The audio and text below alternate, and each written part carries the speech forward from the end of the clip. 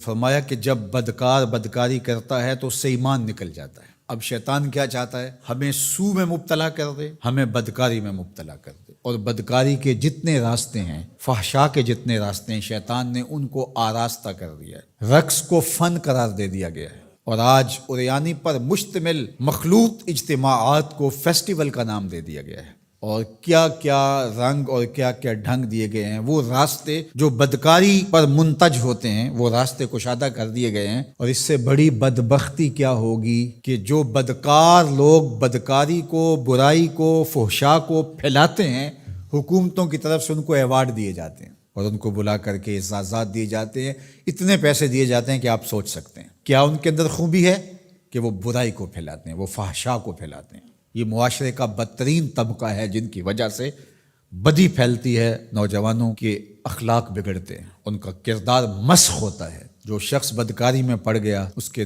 دل کا چہرہ مسخ ہو کے رہ گیا، داغدار ہو کے رہ گیا۔ فحشاء تو بہت بڑا جرم ہے، عام گناہ کرنے سے بھی حدیث پاک میں آتا ہے کہ دل کے اوپر سیاہ داغ پڑ جاتا ہے۔ اگر بندہ توبہ نہیں کرتا، دوبارہ گناہ کرتا ہے تو وہ داغ پھیلنا شروع ہو جاتا ہے، حتیٰ کہ ایک وقت ایسا آتا ہے پورا دل سیاہ ہو جاتا ہے۔ جب پورا دل سیاہ ہو جاتا ہے تو پھر بدی اور نیکی کا امتیاز بھی مٹ جاتا ہے۔ ایک وقت ہوتا ہے کہ بندہ گناہ کرتا ہے، اس کو چین نہیں آتا کہ میں کیا کر بیٹھا ہوں، لیکن جب گناہ پہ گناہ، گناہ پہ گناہ، بدکاری پہ بدکاری کرتا ہے تو پھر اس کو کوئی پریشانی نہیں ہوتی۔ میں اس کی مثال دوں گا کہ پکا نمازی ہو تو کبھی اس سے نماز چھوٹ جائے تو وہ عجیب بے چینی میں ہوتا ہے کہ آج ہوا کیا میرے ساتھ، قضا بھی کر لیتا ہے پھر بھی بے چین رہتا ہے۔ لیکن جو بے نمازی ہے وہ روز چھوڑ رہا ہوتا ہے، اس کو پرواہ بھی نہیں ہوتی۔ اگر کوئی شریف آدمی کسی کو ظلماً تھپڑ مار بیٹھے تو اتنی تکلیف اس کو نہیں ہوتی جتنی اس کو ہو رہی ہوتی ہے۔ دعا کرو کہ یہ دل دل ہی رہے، دل مصفہ رہے، دل مزکہ رہے، دل ستھرا رہے، دل پاکیزہ رہے۔ جتنی کوشش ہم اپنے چہرے کو، اپنے بدن کو، اپنے ظاہر کو سنوارنے کی کرتے ہیں، اس سے کہیں بڑھ کر اپنے دل کو سنوارنے کی کریں۔ باہو علیہ الرحمہ نے کہا تھا، دل کالے نالوں منہ کالا چنگا، جے کو یہ رمز پچھانے ہو۔ تو شیطان دل پہ ہی قبضہ جماتا ہے۔ شیطان جاسم علی قلب ابن آدم فاذا ذکر اللہ خنسا واذا غفل وسوسہ، تو یہ غافل نہ ہو پائے، ہر وقت اللہ کے ذکر میں رہو۔ اس لیے ہمیں 5 بار مسجد میں بلایا جاتا ہے۔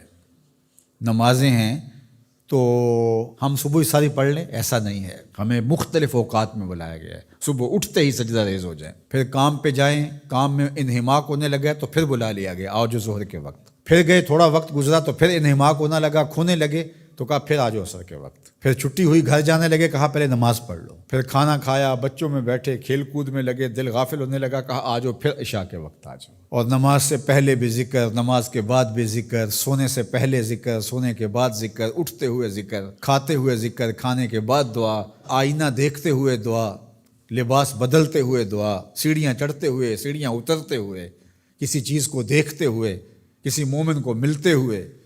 ہماری زندگی کو دیکھیے مسلمانوں کی، ہم تو ہر وقت ذکر میں رہتے ہیں، ہر وقت اسی کا نام جپ رہے ہوتے ہیں، کبھی السلام علیکم، کبھی سبحان اللہ، کبھی ماشاء اللہ، کبھی الحمدللہ، کبھی لا الہ الا اللہ، کبھی لا حول ولا قوت الا باللہ، کبھی اللہ اکبر، کبھی نماز، کبھی سجدہ، کبھی رکوع، کبھی قیام۔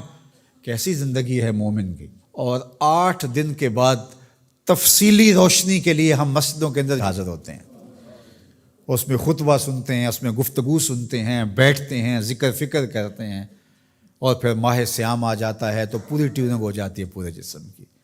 اور پھر کہا چلو ہر سال نہیں تو زندگی میں ایک بار حج پہ بھی چلے جاؤ، اور تم ایسے پلٹ کے آؤ گے جیسے ماں کے بطن سے ابھی پیدا ہوئے ہو، سارے گناہ مٹ جائیں گے، تم ستھرے ہو کے وہاں سے آؤ گے۔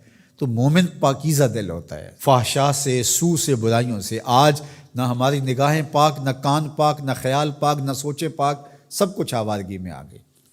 تو اس لیے ہمارا رب کیا چاہتا ہے کہ ہم نیک ہوں، صالح ہوں، پاکیزہ ہوں۔